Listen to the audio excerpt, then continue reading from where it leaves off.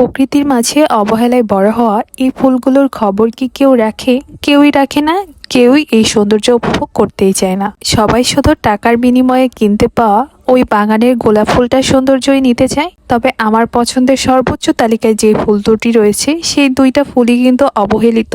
সেই ফুল হচ্ছে ওই যে পুকুরে অবহেলায় থাকা কচুর ফুল, আর একটা হচ্ছে চালতা ফুল। কিন্তু প্রত্যেক সিজনেই যত্নহীনভাবে গ্রামে বেড়ে ওঠা যেই সব ফুলই হোক না কেন, প্রত্যেকটা ফুলের সাথেই আমার ছবি তুলতেই হবে এমনটা হয়। সেই দিন সকাল সকাল প্রকৃতির মাঝে প্রকৃতির ফুলগুলোর সাথে দেখা করতে বেরিয়েছিলাম, মানে বাইরের পরিবেশটা উপভোগ করতে। পাশাপাশি সকালের নাস্তায় মায়ের হাতের ঝরঝরা খিচুড়ি আর ধনিয়া পাতা ভর্তা। আমার তো অনেকদিন ধরেই মায়ের হাতে ঝরঝরা খিচুড়ি খেতে ইচ্ছে করছিল গরম গরম, আর ধনিয়া পাতা দিয়ে খেতে ইচ্ছে করছিল বলেই আমি আমার শ্বশুর বাড়ি থেকে আসার সময় ধনিয়া পাতা নিয়ে এসেছিলাম। ছোটবেলা থেকে মাছে ভাতে বাঙালি শুনে এসেছি, তবে আমার তো মনে হয় খিচুড়িতে বাঙালি, কারণ যখন দেখি ঘরে কোনো খাবারই খুঁজে পাই না যে আজকে কি রান্না করব, তখন চট জলদি কিন্তু খিচুড়ি রান্না করে ফেলে। এছাড়া যদি বৃষ্টি হয় তাহলে প্রত্যেকটা বাঙালির ঘরেই কিন্তু খিচুড়ি থাকে।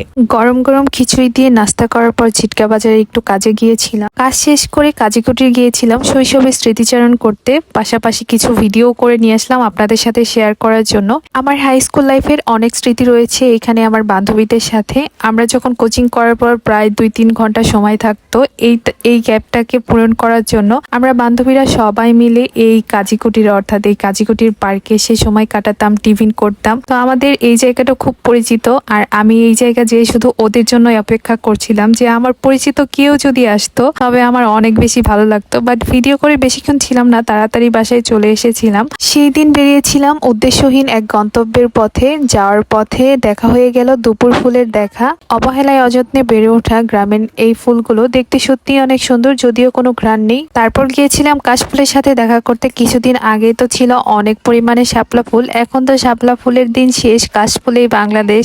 তবে আমাদের এলাকায় গত 3 বছর যাবৎ কোনো বর্ষার পানি আসে না, যে কারণে কোনো শাপলা ফুলেরও দেখা পাই না। তবে একটা পুকুরে কিছু লাল শাপলা ছিল, যদিও নৌকা থাকলে কিছু ছবি তুলতে পারতাম। বিকালে চকে সবাই মিলে বাদাম খেতে খেতে এই কাশফুলগুলো এবং প্রাকৃতিক পরিবেশটাকে উপভোগ করছিলাম।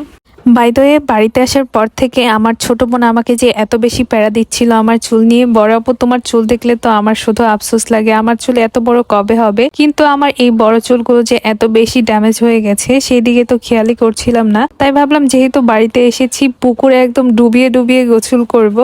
যদিও আমার পুকুরে ডুব দিয়ে গোসল করতে অনেক ভয় লাগে, সবসময় মগ দিয়ে গোসল করি, তবুও পুকুরে যেহেতু গোসল করতে পারবো, হেয়ার ওয়াশ করতে খুব বেশি প্রবলেম হবে না, যে কারণে একটা হেয়ার প্যাক লাগিয়ে নিলাম। আর মেহেদি পাতা বেটে লাগানো এটা আসলে অনেক বেশি কষ্ট এবং ধৈর্যের কাজ, যে কারণে একটা হেয়ার প্যাকেই কিন্তু সমস্যার সমাধান হয়ে যাবে।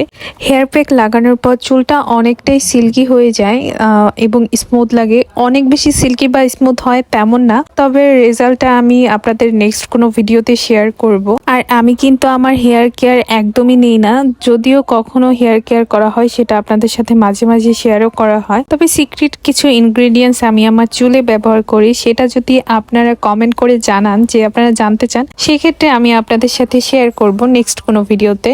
আজকের ভিডিওটা কয়েকদিনের ভিডিও মিলিয়ে করা হয়েছে। বাই দ্য ওয়ে, ফ্রাইডে মানে ছুটির দিন, তবে আমাদের মতো বিবাহিত মেয়েদের তো ফ্রাইডে কোনো ছুটি নেই। তবে এখন যেহেতু বাবার বাসায় অবস্থান করছি, এখন তো ফ্রাইডেতে একদমই চিল মোডে আছি। আর বাবার বাসায় আসার পর থেকে সব বান্ধবীরা বলছিল কবে দেখা করবে কবে দেখা করবে, শেষমেশ শুক্রবারটাই ডিসাইড করা হয়। তারপর আমরা সবাই বিকালে আমাদের কলেজ ক্যাম্পাসে দেখা করি, সবাই মিলে অনেক আড্ডা দিই। তারপর আমাদের কড়ি বাজারে এসেই সবাই দুধ চা খাওয়া হয়। সব মিলিয়ে আমাদের দিনটা অনেক বেশি ভালো কেটেছে এবং অনেকদিন পর সবার সাথে দেখা হয়েও অনেক বেশি ভালো লেগেছিল।